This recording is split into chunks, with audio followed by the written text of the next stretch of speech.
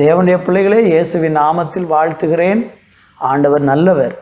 அவர் இக்கட்டு காலத்திலே நமக்கு அனுகூலமாக இருந்து நம்மளை வழி நடத்துவார். அவரை துதிப்போம், ஸ்தோத்திரம் பண்ணுவோம். ஒரு பாடலை பாடலாம். பிதாவுக்கு ஸ்தோத்திரம், தேவகுமாரனுக்கு ஸ்தோத்திரம். பிதாவுக்கு ஸ்தோத்திரம், தேவகுமாரனுக்கு ஸ்தோத்திரம். ஆவியானவர்க்கு ஸ்தோத்திரம், இன்றும் என்றுமே. ஆவியானவர்க்கு ஸ்தோத்திரம், இன்றும் என்றுமே. பாவபாரத்தினின்று என்னை மீட்டிட்டார், சாபபாரத்தினின்று என்னை காத்திட்டார். பாவபாரத்தினின்று என்னை மீட்டிட்டார், சாபபாரத்தினின்று என்னை மீட்டிட்டார். பிதாவுக்கு ஸ்தோத்திரம், தேவகுமாரனுக்கு ஸ்தோத்திரம். பிதாவுக்கு ஸ்தோத்திரம், தேவகுமாரனுக்கு ஸ்தோத்திரம். ஆவியானவர்க்கு ஸ்தோத்திரம், இன்றும் என்றுமே. ஆவியானவர்க்கு ஸ்தோத்திரம், இன்றும் என்றுமே. சேனைகளின் தேவனின் சொந்தமானாரே, சேனை சேனை தூதர்களை தந்து விட்டாரே. சேனைகளின் தேவனின் சொந்தமானாரே, சேனை சேனை தூதர்களை தந்து விட்டாரே. பிதாவுக்கு ஸ்தோத்திரம், தேவகுமாரனுக்கு ஸ்தோத்திரம். பிதாவுக்கு ஸ்தோத்திரம், தேவகுமாரனுக்கு ஸ்தோத்திரம். ஆவியானவர்க்கு ஸ்தோத்திரம், இன்றும் என்றுமே. ஆவியானவர்க்கு ஸ்தோத்திரம், இன்றும் என்றுமே.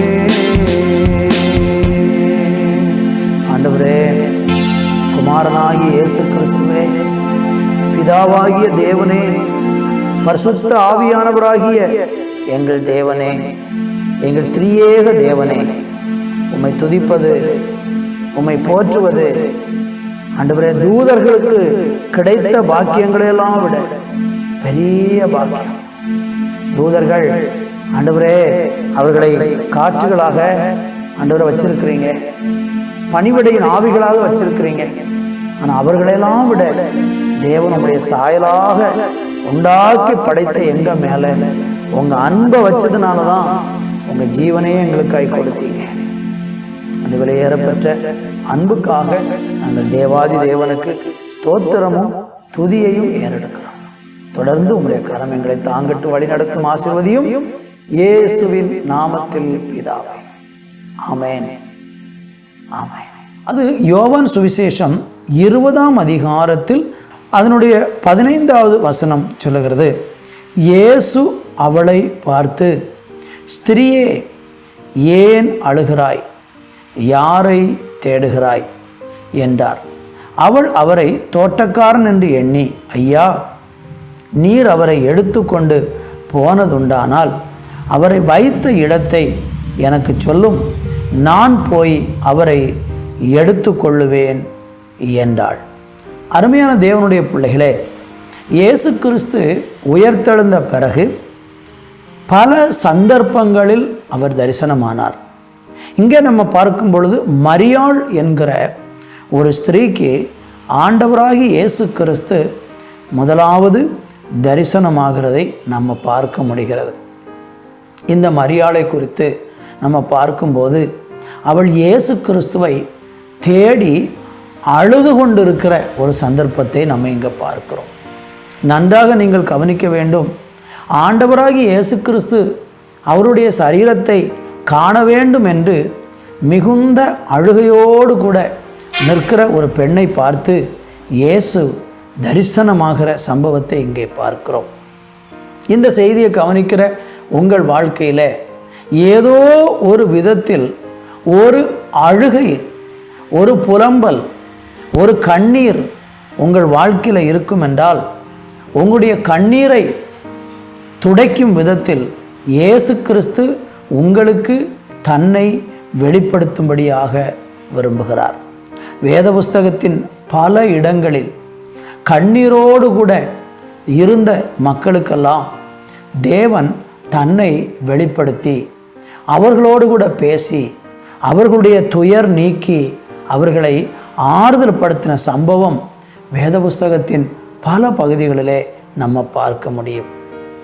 ஆதியாகம புஸ்தகத்தில் நீங்கள் படித்து பார்த்தீங்கன்னா, ஆகார் என்கிற ஸ்திரீ தன்னுடைய எஜமானத்தி தன்னை கடினமாக நடத்தினது நிமித்தம் வீட்டை விட்டு ஓடி போகிறாள்.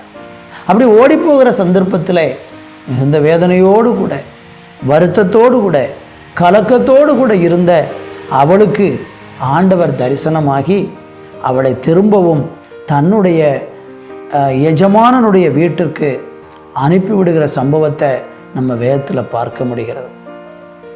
இன்னும் நமக்கு 1 சாமுவேல் 1ஆம் அதிகாரத்தில் நீங்கள் படித்தீங்கன்னா, அன்னாளுக்கு தேவன் வெளிப்பட்டு அவளுடைய கண்ணீரையும் ஆண்டவர் துடைத்து அவளை ஆறுதல் படுத்துகிறதை நம்ம பார்க்க முடிகிறது. இன்றைக்கு உங்கள் வாழ்க்கையில் ஏதோ ஒரு சூழ்நிலையில் நீங்கள் மிகுந்த கண்ணீர் வடித்து அழுது கொண்டிருக்கிற ஒரு வாழ்க்கை நீங்கள் வாழ்ந்து கொண்டிருக்கிறீங்கன்னா, அந்த கண்ணீரை நீங்கள் விருதாவாக தேவையற்ற காரியங்களிலே நீங்கள் செலவிடாமல் தேவனுடைய சமூகத்தில் அழுது பாருங்கள். உங்களுடைய கண்ணீருக்கு ஆண்டவர் நிச்சயமாக பதில் தருவார். இயேசுவுக்கு உங்களை ஒப்பு கொடுப்பீங்களா? நான் உங்களுக்காக ஜெபிக்க போகிறேன். எந்த சூழ்நிலையில் இருந்தாலும் உங்களை தேடி வருகிற இயேசு உயிரோடு இருக்கிறார். ஜெபிக்கலாமா? அன்பின் பிதாவே, உம்மை நன்றியோடு ஸ்தோத்தரிக்கிறேன். இந்த நாளில் உம்முடைய வார்த்தைகளை கேட்ட உம்முடைய பிள்ளைகள் ஒவ்வொருவருக்காக ஆண்டவரே நான் ஜெபிக்கிறேன். ஆண்டவரே நான் ஜெபிக்கிறேன். உம்முடைய பிள்ளைகள் உம்முடைய நாமத்தினால் விடுதலையாவார்களாக, அழுது கொண்டிருக்கிறவர்கள் விடுதலையாவார்களாக. ஆண்டவரே ஸ்தோத்திரம். ஒவ்வொருவருடைய வாழ்க்கையிலையும் ஆண்டவரே நீங்கள் திரும்ப உயிர்ப்பீங்க, எழுப்புங்க, ஆசீர்வதிங்க. எந்தெந்த சூழ்நிலையில் வேதனைப்பட்டு அழுது கொண்டிருக்கிறாங்களோ அந்த சூழ்நிலையிலிருந்து உம்முடைய பிள்ளைகளை ஆண்டவராகிய தேவன் விடுதலையாக்கி கனப்படுத்தி உயர்த்துவீராக என்று ஜெபிக்கிறேன். இப்படி செய்கிற நல்ல கிருபைக்காய் நன்றி.